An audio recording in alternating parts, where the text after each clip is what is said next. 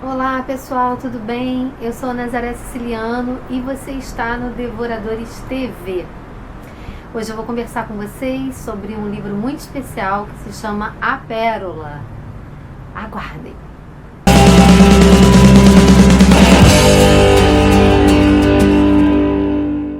A minha dica de leitura de hoje, então, é esse livro aqui, olha. A Pérola, do John Steinbeck. Esse é o mesmo autor de Ratos e Homens, que é outro livro sensacional e que eu vou falar para vocês em breve sobre ele. Esse livro foi escrito em 1945. Ele vai falar pra gente sobre ganância. É uma história linda, uma história comovente, é uma lição de vida. Nós, enquanto devoradores de livros, enquanto fãs de leituras, né? O que nós gostamos? Nós gostamos de lindas histórias, né? De histórias que nos comovam, de histórias bem contadas, seja o tipo de história que for, seja de terror, seja drama, seja romance, seja suspense, uma história bem contada. E esse autor conta uma história como ninguém. Ele ganhou o Prêmio Nobel de Literatura de 1962, não é à toa, né? Porque ele é um super contador de histórias e é sobre essa história que a gente vai conversar hoje. Essa história, embora escrita em 1945, ela é uma história bem atual, porque ela vai retratar pra gente uma história sobre o ter, sobre a cobiça cega, né? Sobre a vontade de se ter mais e mais. Então, ela vai contar a história de um casal, Quino, que é um pescador, e da sua mulher Joana, e o seu filho Coyotito. Eles moram numa aldeia de pescadores, né, à beira do mar, numa cabaninha, e eles são felizes, apesar das dificuldades, das adversidades da vida. E um dia o Coyotito, né, o menininho, ele é picado por um escorpião. E ao ser picado por um escorpião no ombro, os pais ficam desesperados e resolvem ir até o médico da aldeia, que é um médico extremamente ganancioso, que só realmente vai tratar das pessoas quando elas têm algum dinheiro para pagar. Mas mesmo assim, eles vão até a casa desse médico tentar socorro para o menino. E o médico se nega a atendê-lo, porque eles não têm absolutamente bem algum. O único bem que eles têm é a canoa, que eles usam para que o Quino pesque e para também tentar caçar ostras e subsistir daquilo. Então, o que acontece é que eles voltam para casa muito tristes, né? São seguidos pelos amigos da aldeia, porque são todos muito amigos, todos vivem uma história do outro, né? Porque ali todos são conhecidos e é uma aldeia pequena. Então a mulher dele, a Joana, coloca no ombro dele um cataplasma de algas para tentar fazer com que aquele veneno não se espalhe, né, pelo corpo do menino e o mate, porque a picada de um escorpião, num adulto pode até não matar, mas numa criança, a maioria das vezes é fatal. E aí, então, o Quino resolve ir pescar. E eles vão para o barco, ele tenta ver se ele acha alguma ostra que tem alguma pérola, e ele então acaba encontrando, naquele desespero de ter um dinheiro para achar o socorro para o seu filho com o médico, ele encontra uma pérola enorme que nunca tinha sido vista aquele tamanho naquela aldeia. E aí ele chega na aldeia e mostra para todo mundo, e todo mundo vê, porque como é uma aldeia pequena, todo mundo ali acaba fazendo parte da vida um do outro. E aí eu vou ler para vocês um trechinho que acontece depois desse achado, dessa pérola, que que se chama a pérola maior do mundo. Quino tinha achado a pérola do mundo. A essência da pérola se misturou com a essência dos homens, e então o curioso resíduo negro se precipitou.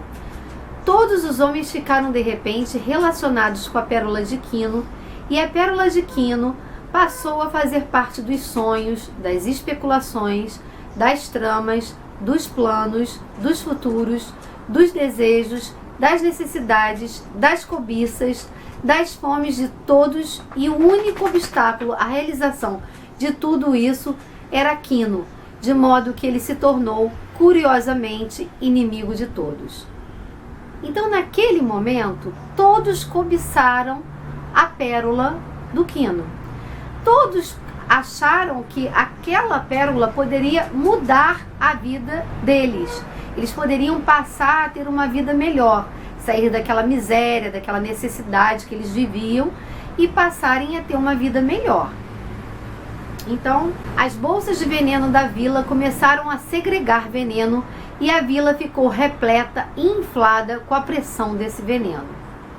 Então, eu achei belíssima essa passagem, porque mostra exatamente a ganância humana, né? Aquela fome do ter. A notícia fez subir à tona uma coisa infinitamente negra e má na vila. A destilação escura era como o escorpião, ou como a fome quando se sente o cheiro de comida, ou como a solidão quando o amor é negado. Então esse autor é o meu querido, porque ele assim é fantástico na forma de narrar uma história. Ele faz com que a gente fique imerso naquela trama e sentindo todas as nuances das desigualdades sociais, das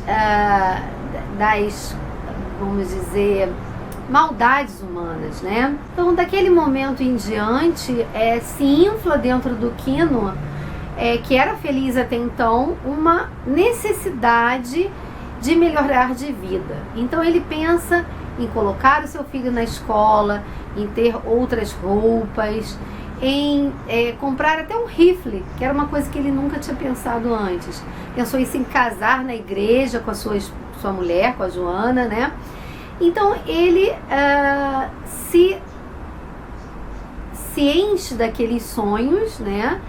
Que fazem com que ele fique cego em relação ao que era realmente importante na vida dele. E a partir daí, vários infortúnios vão acontecendo, várias coisas vão acontecendo na vida daquele casal, né? E chega um determinado momento que a Joana diz que aquela pérola só trouxe desgraça, que aquela pérola só trouxe infortúnio, que era melhor que eles se livrassem daquela pérola. Mas ele diz que não, que de jeito nenhum, que aquilo ali era uma maneira deles melhorarem de vida e que ninguém ia roubar isso dele, ninguém ia roubar o sonho dele, né?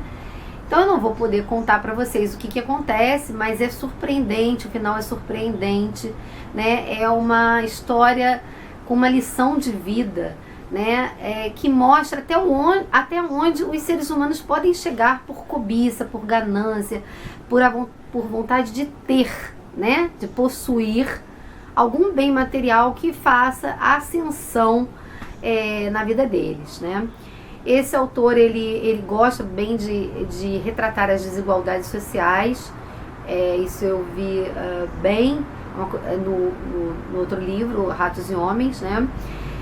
E então é uma história belíssima, é uma história linda de ser lida, tá? Eu dei uma nota 10 para ela, fiquei realmente muito comovida com essa história, história triste, né? É uma narrativa muito fácil de ser lida e o livro é pequeno, dá para você ler rapidinho e eu acho que vocês não devem perder essa linda história.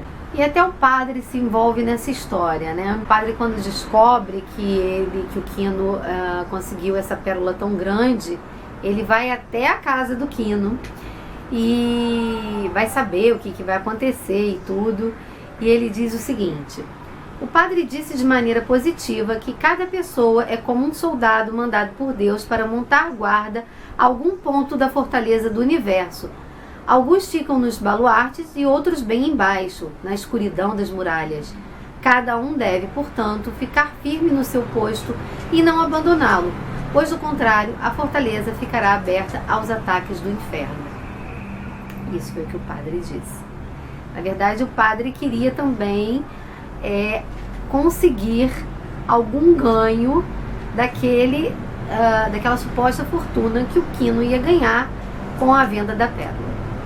Então esse livro vai nos mostrar com clareza que às vezes aquilo que parece ser uma coisa muito boa pode provocar a decadência do ser humano, né? Então nem sempre aquilo que parece ser muito bom é realmente bom de verdade, né? Essa é mais uma história onde um homem mostra até onde ele pode ir por dinheiro, por cobiça, por inveja, por ganância, pela vontade do ter, e muitas vezes se esquecem daquilo que é importante, que é a família, é o amor, é a união, é a cumplicidade. Então esse livro com certeza é uma lição de vida. Então super recomendo para vocês esse livro lindo, tá? Se você já leu ou se você tem vontade de ler, deixe o seu comentário aqui embaixo para que a gente possa trocar figurinhas sobre essa leitura tão agradável. E não se esqueçam de se inscreverem no canal, para que a gente possa cada vez mais fazer resenhas com todo carinho para vocês, bater papo sobre vários e vários livros, ok? Um grande beijo e até a próxima, pessoal!